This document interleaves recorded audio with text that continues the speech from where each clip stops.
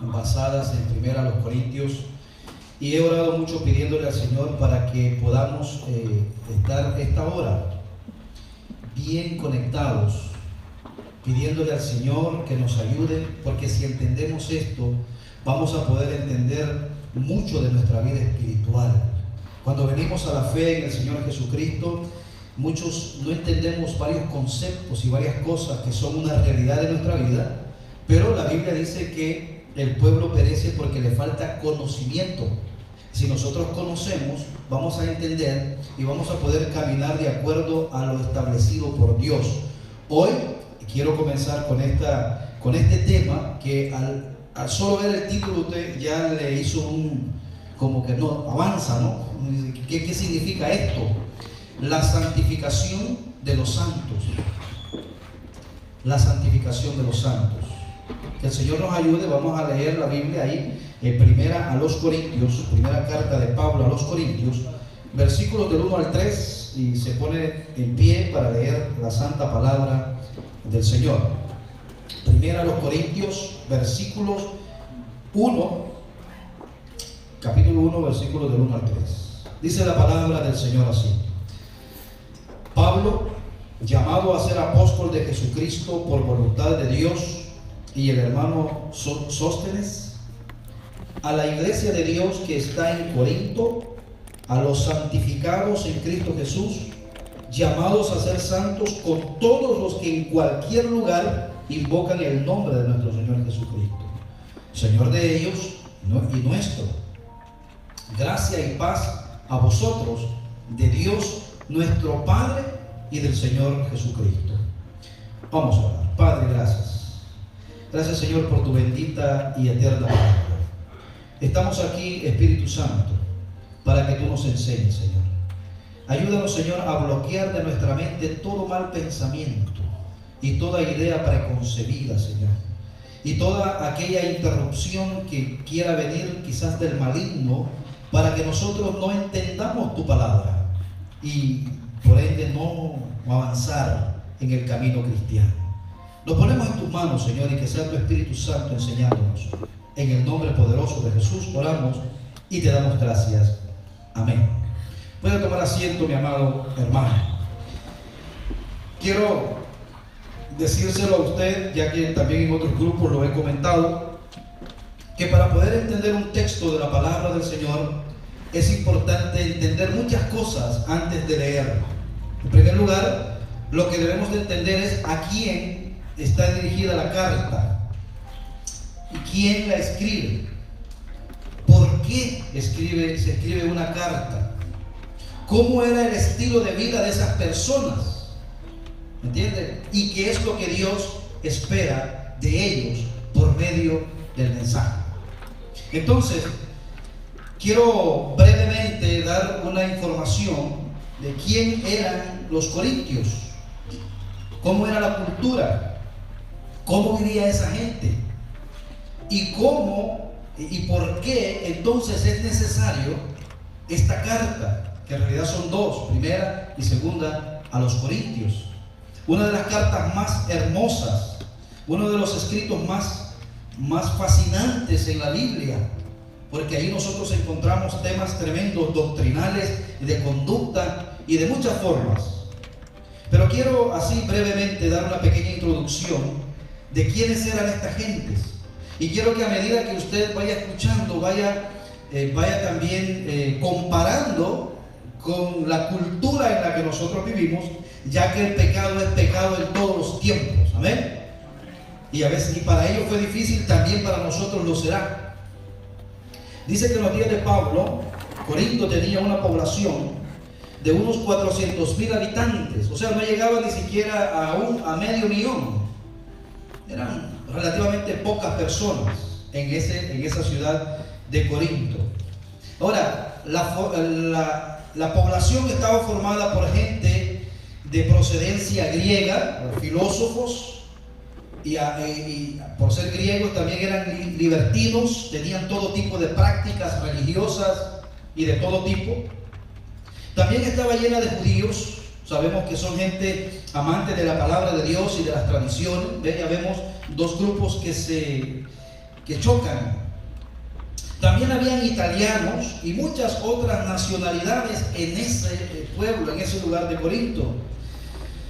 Marineros, negociantes, ya que Corinto era una ciudad portuaria, ¿verdad? Como Miami, por ejemplo, donde había mucho comercio, había mucho turismo, había mucho pecado de noche, había mucha depravación. Eso es lo que estaba pasando ahí. Había marineros, negociantes, aventureros. Ve que la gente que quiere tener sus aventuras viene a los lugares paradisíacos para disfrutar y para darle rienda suelta a los deseos de la carne.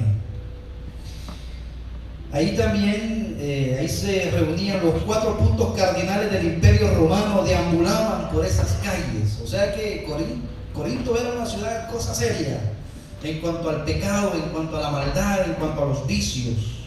Corinto era el lugar más pecaminoso de todo el Imperio Romano en los días del apóstol Pablo. Esto es importante entenderlo para después poder entender lo que Pablo escribe y cómo le escribe no al pueblo pecaminoso, sino a los cristianos que estaban ahí en Corinto. El apóstol Pablo dice que era la ciudad más pecaminosa en los días del apóstol Pablo, y se le llamaba el bazar de la vanidad. O sea que si alguien quería ir a presumir de lo que tenía o de lo que no tenía, era ese lugar donde tenía que ir a presumir. En el Imperio Romano habían inventado una palabra nueva que era corintianizar. Corintianizar se usaba cuando uno se había corintianizado, prácticamente quería decir que había alcanzado el límite de la bajeza moral. Corintianizar, había caído en lo más bajo. Pero en medio de esa vanidad, y esto es lo más importante, hermano, yo quiero que usted piense en usted, en su vida, de dónde Dios lo sacó. En medio de esa vanidad irrumpió la verdad del Evangelio, y ahí nació una iglesia. En medio de todo eso nació una iglesia llamados a ser santos. ¿Cómo poder vivir una vida en santidad? ¿Cómo poder vivir una vida totalmente diferente en medio de un pueblo corrupto? ¿Cómo? Eso es importante. No se puede vivir con nuestras fuerzas una vida espiritual. Tiene que ser la vida de Dios en el creyente para poder sobreponerse a todas las demandas carnales y mundanas que ofrece el sistema. Parecido hoy, ¿verdad? Ahí nació una iglesia. Y lo más importante es que a esa iglesia el apóstol Pablo les llama santos. Santos. Wow.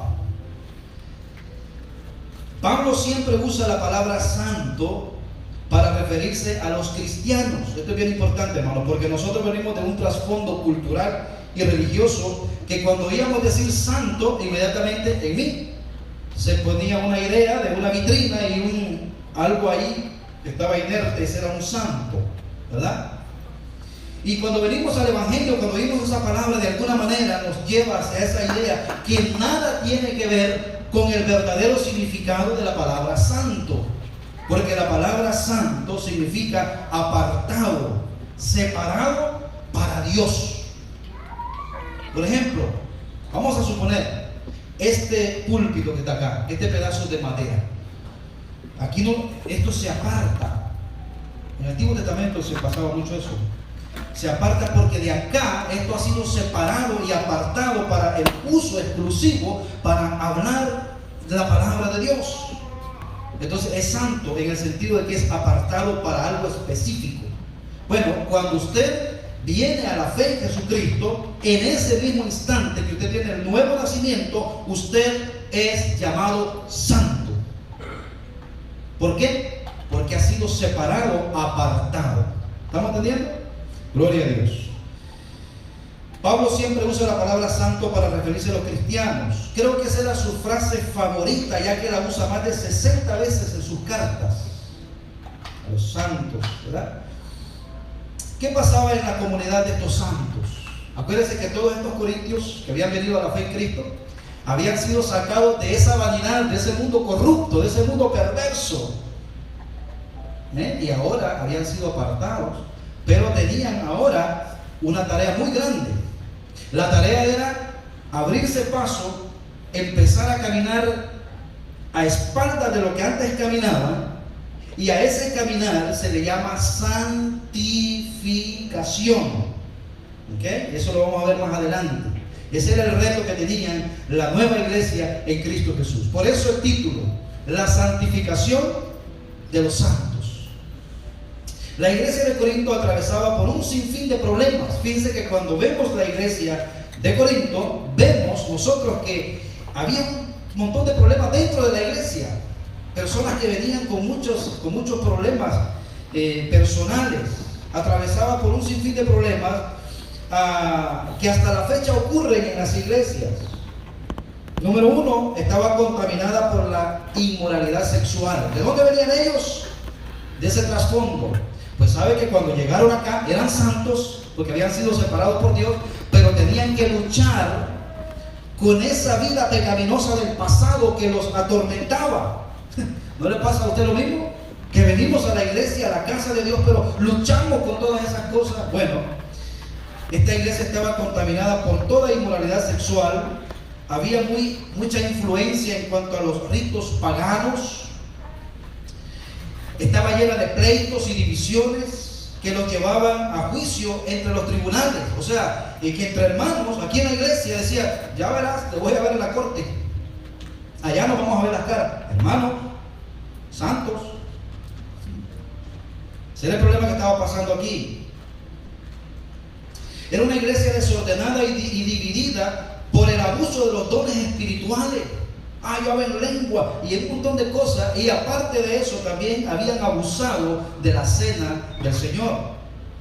Realmente necesitaban, hermanos, esta iglesia de los santos en Corinto, una reforma y disciplina que los hiciera crecer y madurar en su fe.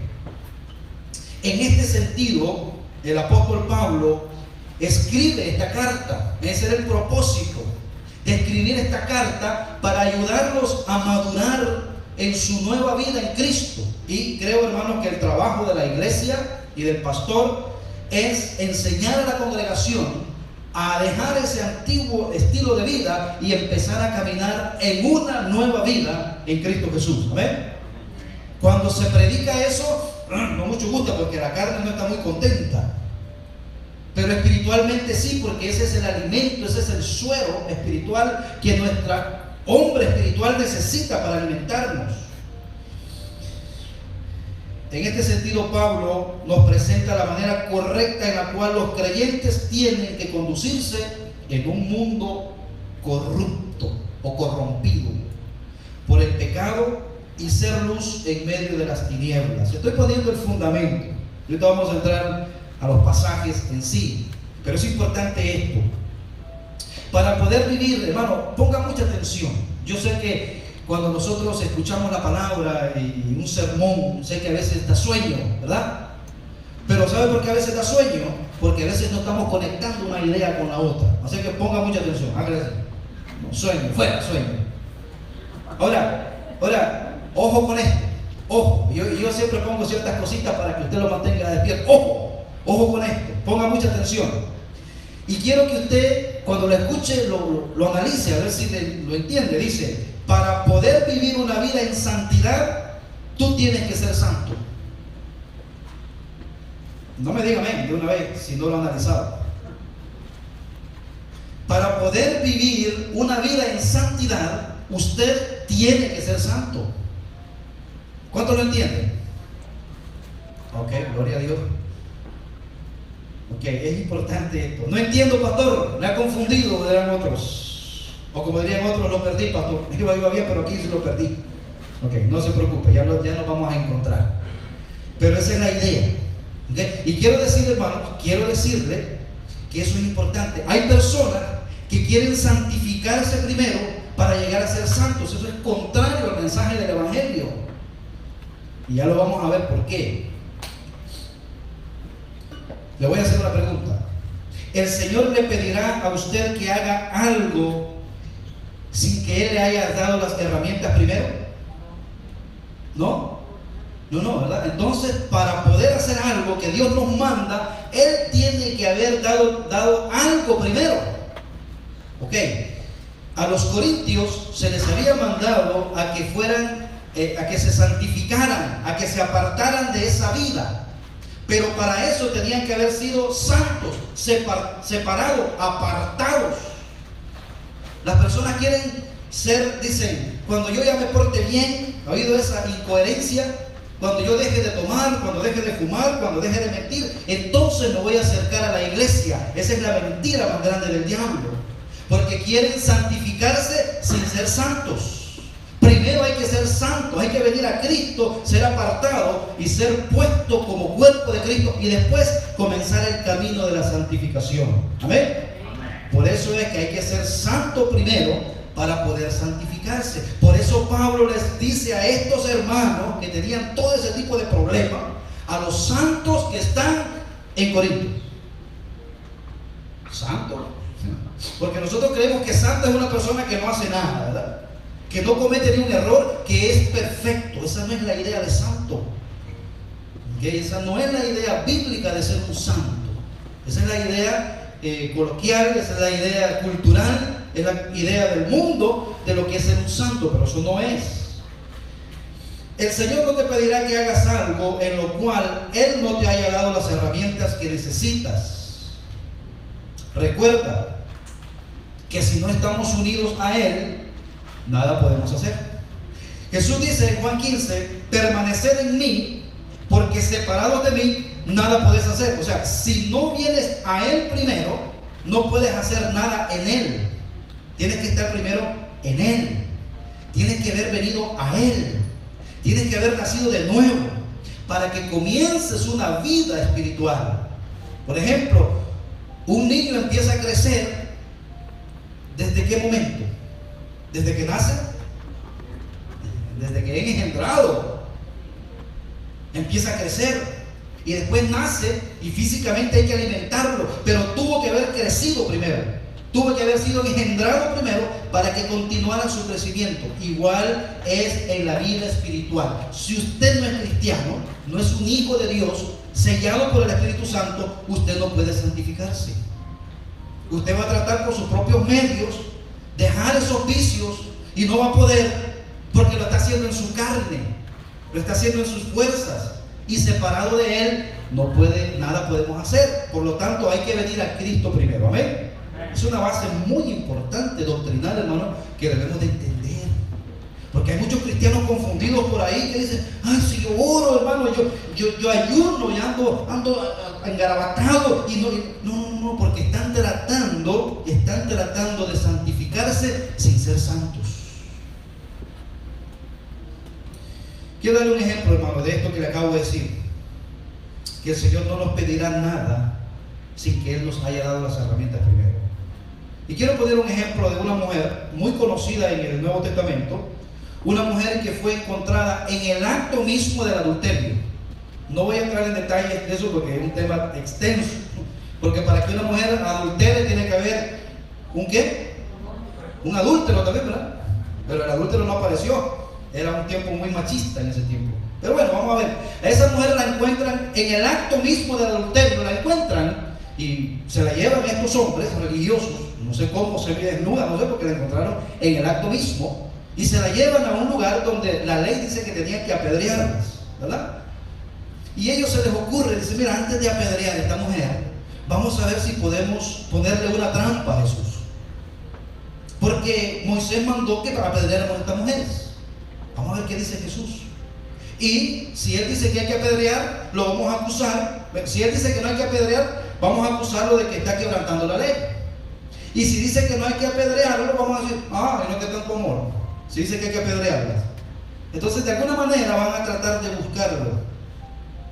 Ya conocemos la historia. Que todo el mundo rodeado con las piedras, listas para lanzárselas a esta mujer adúltera, le hacen estas preguntas al Señor. Y qué interesante y qué sabio es nuestro Dios, que Él no responde, sino que el Señor dice que se baja y empieza a escribir con su dedo en la tierra. ¿Qué cosas escribía Jesús? Eso es un misterio, nadie lo sabe. Pero algunos piensan que quizás empezaba a escribir: sin vergüenza, anoche donde estuviste, sin vergüenza, y tú que quieres matar a esta mujer y mira todo lo que tiene. Y dice que acusados cada uno por su conciencia, empezaron a dejar las piedras y se empezaron a retirar. Cuando Jesús levanta la vista, le pregunta a la mujer y le dice: ¿dónde están los que te acusan, mujer? ¿Qué le dijo ella? No están, se han ido, no hay ninguno. Juan 8:11 dice, a ver si está ahí. Vamos a leer. Ella dijo: ninguno, Señor. Entonces Jesús le dijo: ni yo te condeno, vete y no peques más. ¿Qué tiene que ver este versículo con la idea de que el santo tiene que santificarse? Aquí hay una gran enseñanza, hermanos. Al analizar esta orden que el Señor le da a esta mujer, pedirle que cambie radicalmente su forma de vivir, le está diciendo: Señor, vete y no peques más. ¿Podía esta mujer por sus propios medios ir y no pecar más? Entonces tuvo que haber habido algo en su interior para que la orden de Cristo podía ser llevada a cabo. Nos lleva a pensar que ella había experimentado un cambio no solo en su posición, sino también en su mente y en su corazón. Quizá en ese momento ella reconoció que Jesucristo era el Señor y se humilló ante Él. Y entonces el Señor dijo: bueno, ahora que ya eres mi hija, que eres santa, que eres apartada, ahora vete y ya no sigas con esa vida que tenías antes. Es interesante eso. Era santa. Ella era santa ante los ojos de Dios. Hermano, ante los ojos de los hombres nosotros no somos santos para nada. Usted le dice: yo soy santo, porque técnicamente, bíblicamente, si usted es un verdadero hijo de Dios, usted es un santo. Pero vaya a decirle usted a la gente ahí en su cacerolazo, le van a dar: santo tú. Pero sí, posicionalmente sí somos santos. Para Jesús esa mujer era santa, era apartada. Por eso hoy le da una orden y le dice: vete y no peques más. Ahora, ¿qué le está diciendo? ¿Que ya no vuelva a pecar? No, entendamos, le está diciendo: ese tipo de pecado, esa sed que tú tenías por ese pecado, ya está disponible a tu disposición. Esa llenura para que tú no lo vuelvas a hacer en mí. Ten fuerza y sigue adelante, no lo vuelvas a hacer. Esa misma verdad la aplica para todo creyente, mi querido hermano. Como cristianos no somos condenados, sino que somos declarados santos. Fíjense que nosotros, hermanos, somos muy crueles. Cuando venimos a Cristo, por muy malo que hayamos sido, cuando venimos al Señor y nos entregamos a Él, somos declarados santos ante sus ojos. Y porque somos declarados santos, hoy tenemos una guerra que pelear, que es el camino de la santificación, apartarnos de todo lo malo. Cuando nos humillamos y confiamos en Cristo para nuestra salvación, venimos a ser santos. Santo, hermano, es una posición. Yo quiero que entienda bien eso. Una posición es ser santo. Y la santificación es un proceso. ¿Estamos entendiendo? Santo es una posición. Vine a Cristo, yo soy santo. Más adelante vamos a ver que dice la Biblia que yo estoy sentado en lugares celestiales. Pastor, pero yo estoy aquí sentado aquí en Plantation, en esta iglesia. No, pero la Biblia dice que tú estás sentado en lugares celestiales donde está Cristo. Eso es posicionalmente. Recuerda, la mujer fue declarada santa. Por eso se le mandó a vivir en santidad. Y ahí viene la cosa.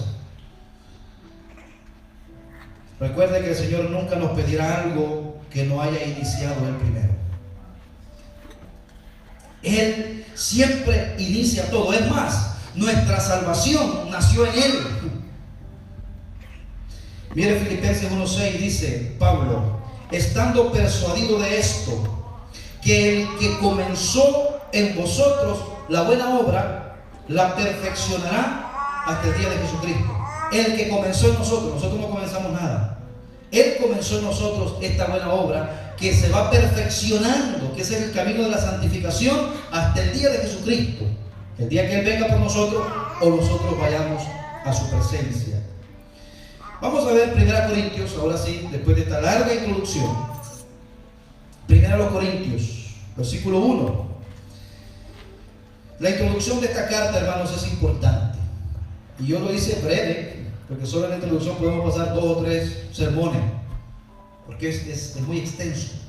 Pero es importante ya que la introducción es la cortina que nos deja ver el propósito de Dios para la iglesia a los Corintios. Una introducción es eso, una cortina para dar un vistazo de lo que viene. Vamos a ver entonces 1 Corintios, versículo 1. Pablo, vamos a leerlo juntos. Pablo, llamado a ser apóstol de Jesucristo por la voluntad de Dios, y el hermano Sóstenes. Qué tremendo eso, ¿no? Pablo, llamado. Pablo mismo no se llamó. En primer lugar, hermano, tenemos que ver eso. Pablo es llamado, es separado, es apartado. Pablo, por sus propios medios, nunca iba a venir al Señor. Es más, él era el perseguidor. Nosotros también éramos perseguidores de él, solo que pasivos. El lunes leímos un pasaje muy lindo de que hay muchos anticristos, dice Juan. ¿Y quién es un anticristo? Anti quiere decir contra. O sea, todo aquel que está en contra de la doctrina de Cristo es un anticristo. O sea, todo aquel que no cree como Cristo dice es un anticristo. Y después está el personaje, ¿no?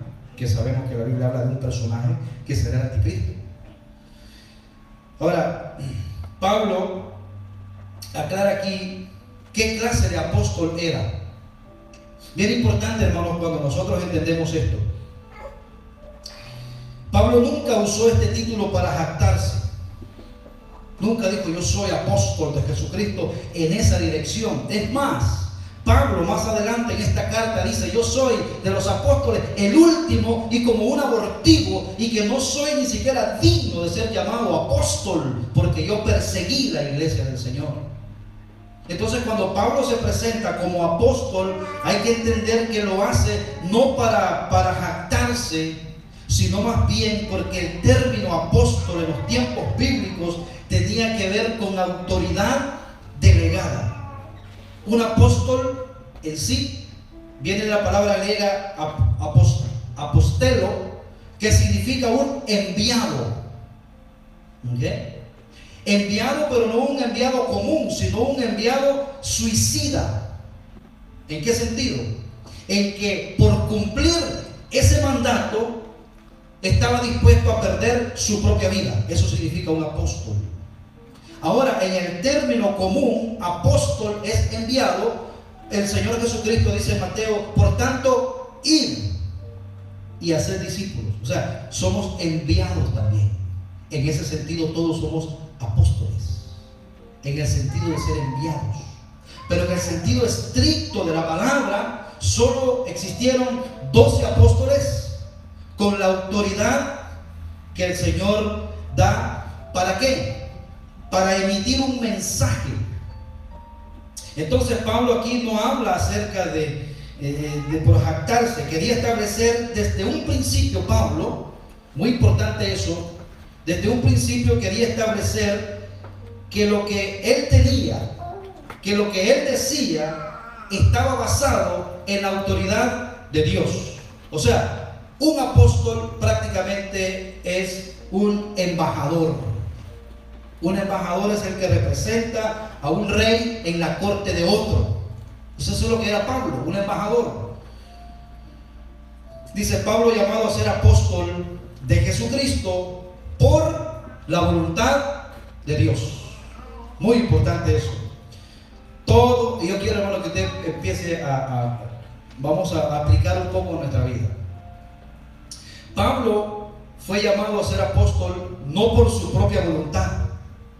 Hay personas que dicen, este año, en mis resoluciones de este año es hacerme cristiano. Hacerte cristiano. Eso no funciona aquí en la iglesia. Pastor, me quiero ser cristiano. No, esto no es un club, Señor. Tú tienes que ser llamado por el Señor. Tú tienes que ser llamado por el Señor de acuerdo a su voluntad. Entonces Pablo dice, yo soy apóstol de Jesucristo por la voluntad de Dios. Todo lo que es de Dios, hermanos, inicia en Dios. Amén. Por lo tanto, si su relación con Dios inicia en Dios, usted está por el camino correcto. Pero si su relación que tiene usted con Dios hoy está basada en otras cosas, usted no va a llegar muy lejos. Tarde o temprano usted va a desertarse. Va a decir, yo era, no, tú nunca fuiste. Tú fuiste un simpatizante. Tú gustabas del don celestial. Tú fuiste iluminado, pero tú nunca creíste. Hermano, es importante eso. Porque por la calle nosotros vemos personas confundidas, confundiendo a otros. Todo lo que es de Dios inicia en Dios. Amén. Pablo era un apóstol de Dios porque fue llamado de acuerdo a la voluntad de Dios. Hay quienes que son llamados por los hombres, ¿sí? ¿Y Señor? Hoy está de moda una palabra, empoderamiento. Yo te empodero. Tú me empoderas a mí, hombrecito, quien quiera que seas. Si no es Dios quien me da a mí el poder, quien me llama, yo no puedo recibir de los hombres un empoderamiento. La Biblia dice, no puede el hombre tener nada si no viene de Dios. Si es de Dios, sí. Amén. Si es de Dios. Empoderados por los hombres, eso no los convierte en siervos de Dios, sino más bien en esclavos de los hombres. Hay mucha gente en el círculo cristiano que creen tener un llamado de Dios, pero lo que tienen es un empoderamiento de hombres. Son siervos de los hombres y están comiéndose las uñas si no le presentan a ese hombre lo que ese hombre les pidió que hiciera. Eso es bien tremendo y eso no es de Dios y eso no es correcto. Pablo con toda seguridad podría decir, Dios me llamó a ser apóstol, enviado de Jesucristo. Dios me llamó. Dios le llamó y el Señor le alcanzó en el camino a Damasco. Miren qué interesante, hermano. ¿Cómo es esto de la voluntad de Dios para mi vida? Dios, el Padre, es quien inicia ese amor eterno en mí. Y Dios quiere, ¿cuál es la voluntad del Padre? Dice la Biblia, que todos los hombres procedan al arrepentimiento. Esa es la voluntad general de Dios, que todos los hombres procedan al arrepentimiento. Ahora, ¿cómo lo hace Dios? A través de su Hijo Jesucristo, enviándolo al mundo. Pablo dice, yo soy apóstol. Dios le llamó y el Señor Jesucristo lo alcanzó. ¿Dónde? ¿Dónde fue alcanzado Pablo? Camino a Damasco. Se le apareció, no el Padre, no, porque el Padre tenía una voluntad, que Pablo fuera salvo. Pero quien ejecutó la orden fue Jesucristo. Yo soy Jesús a quien tú persigues.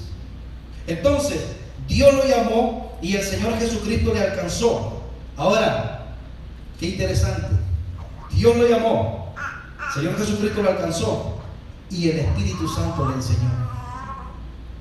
Qué linda obra, ¿verdad? Y ese es lo mismo, hermano. Dios tiene un deseo que yo sea salvo por medio de Jesucristo. Ahora, el Espíritu Santo, yo espero que el Espíritu Santo les esté enseñando. Amén. Qué bonito, ¿verdad? Ahora Pablo era un apóstol de Jesucristo por la voluntad de Dios. Estoy donde estoy y hago lo que hago por la voluntad de Dios. ¿Sabe, hermano, que una de las libertades que yo tengo como pastor es que yo soy pastor del Señor?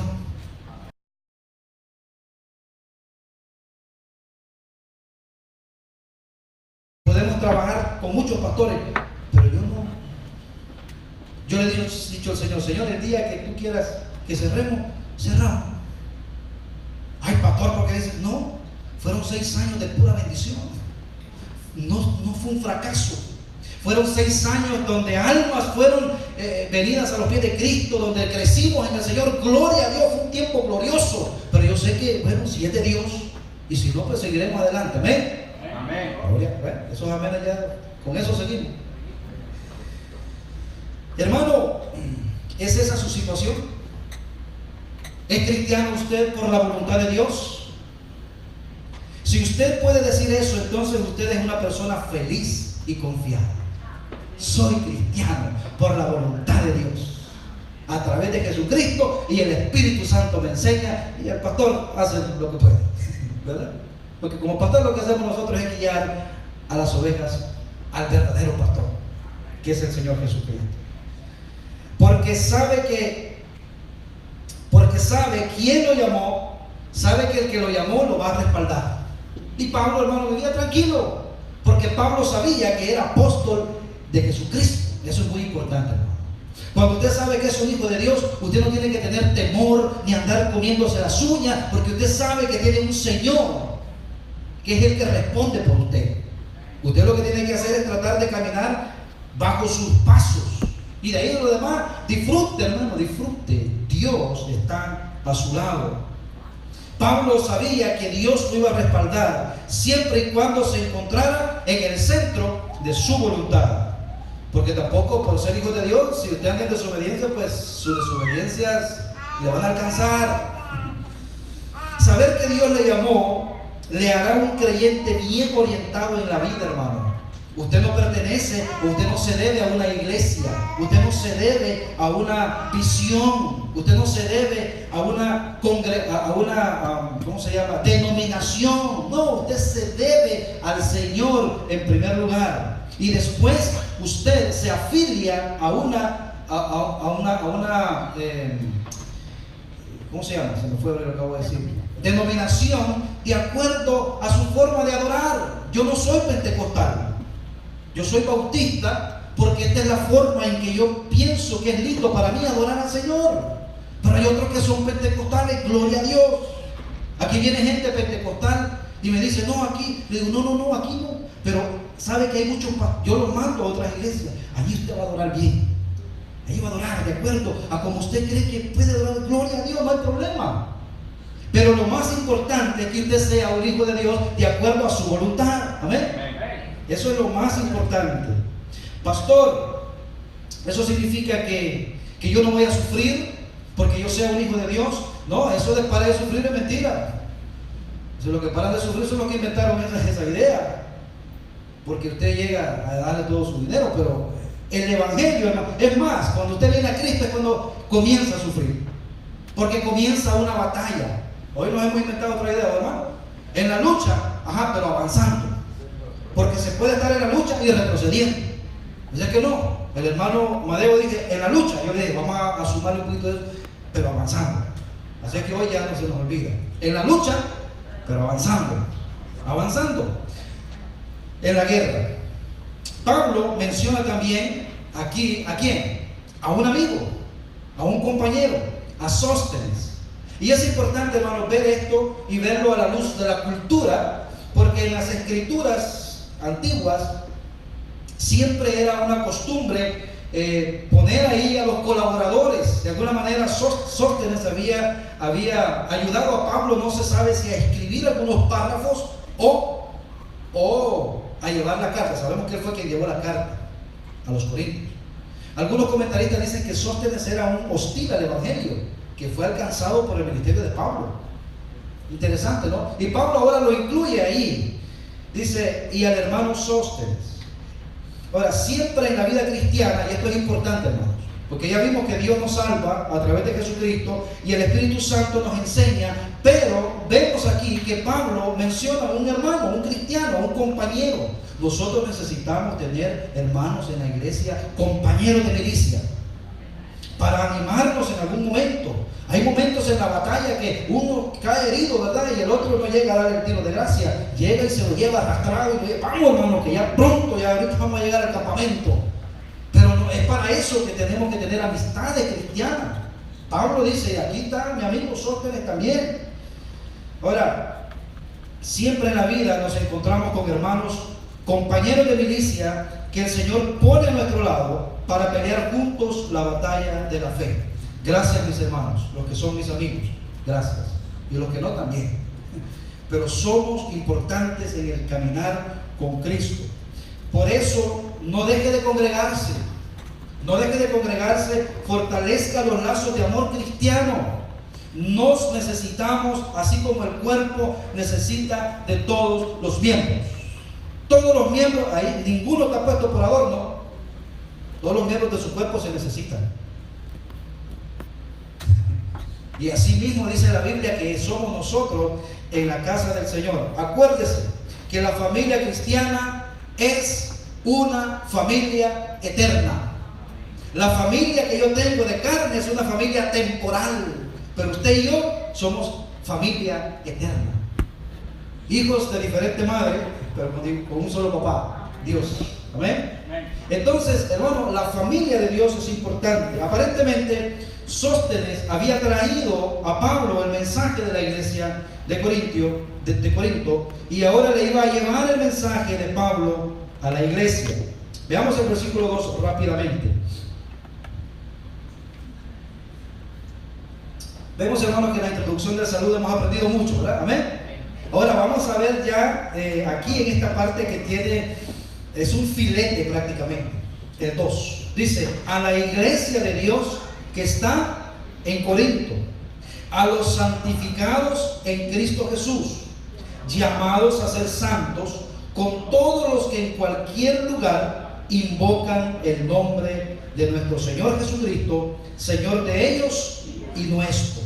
Aquí hay una palabra que pudiera, si usted es un buen lector y usted es un observador y es de aquellos que están con lupa para ver dónde cae el pastor, puede decirle, pastor, aquí hay aquí está equivocado usted, porque dice el versículo, llamados a ser santos. ¿No quedan santos? No, lo que pasa es que está usando un estilo literario. Por ejemplo, Pablo dice llamado a ser apóstol. Él no iba a ser apóstol, él era un apóstol, pero era una forma de describirlo, lo que él realmente era. Por eso dice aquí, llamado a ser santos, con todos los que en cualquier lugar invocan al nombre del Señor Jesucristo. Bueno, hay que puntualizar, hermanos, que esta carta va dirigida ¿a quién? En primer lugar, a los santos, a la iglesia. ¿En dónde? En Corinto. O sea, tenía una dirección y un código postal, tenía un lugar físico donde iba a llegar la carta. Pero si usted lee un poquito más, dice que la carta no es solamente para ellos, sino que está extendida ¿para quiénes? Para todos aquellos que en cualquier parte del mundo invoquen el nombre del Señor Jesucristo. O sea que también está para nosotros esa carta. Hay que puntualizar eso. Pablo siempre usa la palabra santo para referirse a los cristianos. No se olvide de eso. Pablo usaba la palabra santo siempre. A quienes se les había depositado dones. Esta gente, hermanos, eran apartados, separados, y se les habían entregado dones, pero no tenían la madurez espiritual. Por eso vemos todas las cosas que vamos a ver durante el libro, porque se les entregó dones. Miren, yo estoy bastante en desacuerdo en que se le dé autoridad o se le dé un título a un neófito para enseñar a otros. ¿Qué es un neófito según la Biblia? Un principiante, alguien que acaba de llegar a la fe, un niño enseñando a otro grupo de niños. Dice la Biblia que no tiene que ser un neófito, sino una persona experimentada y conocedora de la palabra de Dios. Por eso esos liderazgos al vapor, a mí no me llaman la atención, porque bíblicamente no se sustentan. A mí me gusta y respeto cuando mire graduado de líder, está bien, es posible, pero bíblicamente no se sostiene. Es importante que sea una persona madura y que conozca prácticamente lo básico y lo elemental de la vida cristiana. Hay quienes habían depositado dones y talentos a esta gente. Eran santos por su posición. Esto es bien importante entenderlo. En Cristo, y no por lo que hacían. Porque por lo que hacían, la iglesia de Corinto, usted puede decir, esta gente es cristiana. Estos no son cristianos. Porque ¿sabe qué hacían los corintios? Entre otras cosas que hacían, en medio de los cultos, se emborrachaban. Salían borrachos de la iglesia. Pastor, ¿de dónde te sigue leyendo la carta? 1 Corintios 11. Todo ese capítulo habla de cómo ellos iban a practicar la cena del Señor Y uno llevaba los que tenían dinero llevaban filete, llevaban jamón.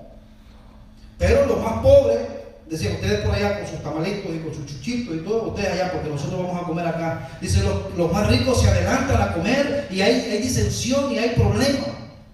Y a los que mejor les iba comían pupusas. Pero nos damos cuenta que tenían dones, pero al mismo tiempo eran infantiles. Es como darle autoridad. Alguien dijo, es como a una persona de un cerro, bajarlo, ponerle un traje de militar, darle una escopeta y mandarlo. Es una persona que le está dando autoridad, pero no tiene el mínimo conocimiento. Eso es peligroso. Y ese es así un pastor que dice, yo soy pastor así, yo voy enviado por mí mismo, lo que va es a fusilar a todo el mundo. Hay que tener cuidado con eso. La carta demuestra que estos hombres eran santos, pero eran inmaduros, eran infantiles en su fe. Es posible que una persona sea santo, ya haya venido a los pies de Cristo, pero sea inmaduro e infantil. Hermano, ¿es malo ser niño? ¿Es pecado ser niño? No, ¿verdad? Pecado es quedarse niño toda la vida. O sea, esa es una etapa hermosa de la niñez y decir, qué lindo niño, ¿verdad? 6 meses, es la edad perfecta. O sea, digo, que uno se lo quiere comer. Pero si después de 6 años usted encuentra al niño en esa misma etapa, va a decir, wow, está algo raro aquí. Algo extraño está pasando porque tendría que haber crecido ya. Bueno, cristiano es igual. Yo soy cristiano, ¿cuánto tiempo tienes? 6 años. Ah, bueno, acabas de comenzar, ¿no? Está bien. Pero después de 6 años, ¿sigues con las mismas cosas? O una de dos. O estás enfermo espiritualmente, o no has nacido de nuevo. Los corintios eran así, inmaduros totalmente, peleándose. Dice la Biblia que tenían disensión, peleaban esto y lo otro, envidia, se envidiaban los dones, tantas cosas. Ahora, es difícil que un recién nacido se comporte como un adulto. Eso es difícil. Pero se espera que el niño crezca y se convierta en un hombre maduro y educado, ¿verdad? Esa es la base que se debe tener para entender la vida de estos santos en Corinto. La carta es para la iglesia ¿de quién? De Dios. Muy importante, hermano. La iglesia es de Dios. La iglesia no es del pastor. La iglesia no es de ninguna denominación. Hay personas que dicen, no, si tú no estás en mi iglesia, tu iglesia. No. Es la iglesia de Dios. ¿Por qué? Porque Él la compró con la sangre de su Hijo. Entonces, hermano, es importante esto. La iglesia de Dios, que está ¿dónde? Ahora, ve, la iglesia de Dios estaba reunida en un lugar físico en Corinto. Hoy podría decirse la iglesia de Dios que está en Plantation, ¿verdad? Ese que tiene un nuevo corazón de Dios que está allí, que ahí funciona. La carta era para esa iglesia. Se le llama así porque Él es el arquitecto que diseñó la iglesia. Es de Él, no de ninguna denominación. El mensaje iba dirigido ¿a quién? A los santificados en Cristo Jesús. Ahora, la iglesia está situada en Corinto, pero estaba unida al Padre en Cristo Jesús. Miren, la dirección de la carta no lo sabemos, ni nos interesa. ¿Cuál era la dirección de la calle, la casa? Porque eso no es importante. Lo importante es que esa iglesia esté unida en Cristo Jesús. A veces, hermanos, hoy vemos nosotros los templos bonitos, ambientes muy lindos, de humo y de tantas cosas, y decimos, bueno, yo quiero estar aquí, quiero congregarme. Que yo he estado en iglesias así. Yo estuve por 4 años en una iglesia que fue titulada, catalogada, una de las 7 iglesias más relevantes de Estados Unidos. Y no le digo no porque no me vaya. Muy bonito, una atención tremenda. Usted podía llegar, si quería usted podía llegar en short, sentado ahí, haciendo. Incluso hay iglesias, hermanos, donde atrás hay lugares para fumadores. Usted está y viendo el mensaje. O sea, iglesias cómodas, iglesias de todo tipo. Entonces, hay gente que dice, no, yo pertenezco aquí porque aquí hay más mente abierta, aquí. Cuidado con eso. Mucho cuidado con eso. Lo más importante no es la religión que usted profese o a la denominación a la que usted pertenezca. sino en quién está su confianza para salvación. Porque al fin y al cabo, allá nos vamos a ver. Y cuando llegue allá, usted no le va a decir, no, es que estuve en una de las 7 iglesias más famosas. No, Señor, si no estuviste en Cristo, no estuviste en nada. Tienes que estar en Cristo. La iglesia de Dios que está, la iglesia de Dios, los corintios, los santificados que están en Cristo Jesús, llamados a ser santos. ¿Qué quiere decir? Un creyente o un cristiano o un santificado quiere decir que está en Cristo, unido a Cristo. La pregunta clave es, hermano, ¿en quién está confiando usted? ¿En Cristo? Pablo llama a aquellos cristianos santificados en Cristo Jesús. Ojo, ponga atención, ya estamos casi finalizando. La palabra santificación se usa de varias maneras. Ahí está, vamos a leerlo. La palabra santificación se usa de varias maneras diferentes. Hay una santificación en cuanto a la posición del creyente en Cristo. Cuando usted viene a Cristo, inmediatamente usted es sentado en los lugares celestiales. ¿Okay? Eso se le llama ser santo. Pero viene la parte ya, esa es la parte posicional. Usted está con Cristo. Pero hay otra parte, que es la parte práctica. Y esa parte ya es la santificación, la vida del creyente. Esa persona que está sentada con Cristo tiene que dar frutos dignos de que es un hijo de Dios. Ahora, cuando la santificación aparece, ojo con esto, hermano. Cuando la santificación aparece en relación con el Espíritu Santo, entonces se refiere a la santificación práctica. Es el Espíritu el que nos va llevando por ese camino de santificación. El que robaba, dice, no robe más. Y el que mentía, guárdase la lengüita y no mienta más. Pero eso solamente lo hace el Espíritu Santo. No, santificación. No, porque yo antes hacía trampa. No, santificación. ¿Ve? Todo eso es el camino de la santificación. La santificación práctica varía en la vida de cada creyente. Hay pecados puntuales en los que usted tiene que apartarse. Y hay otros en los que yo tengo que tener cuidado. Varía, no es para todos igual. Lo que para usted es tentación, para mí no. Yo veo un chocolate ahí, no pasa nada. Pero quizás para usted es una tentación. Entonces, en ese sentido, la santificación práctica varía en cada uno de nosotros. Usted sabe con cuáles pecados usted tiene que batallar, y ahí tiene que permitirle al Espíritu Santo de Dios que lo guíe y que le dé la fuerza y el poder que usted ya tiene. Ahí hay una foto del proceso de la santificación. Es así. Vamos poco a poco alcanzando la perfección.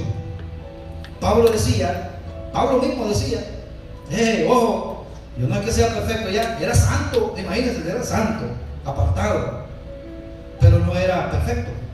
Yo sigo, dice Pablo, en el camino de la perfección. Esa misma lucha que usted tiene, la tuvo Pablo también, la tuvo Jesucristo también. Qué bueno que él no pecó, que él no falló. Pero si Pablo no hubiese fallado, también estuviera en la Biblia como que Pablo y Jesús no fallaron. Pero Pablo falló, pero no se dio por vencida, se levantó en el Señor y siguió adelante en el camino, en el proceso de la santificación. Los santos de Corinto, por ejemplo, no parecían que estuviesen santificando, no parecía que iban por ese camino. La acción del Espíritu Santo no era muy evidente en sus vidas.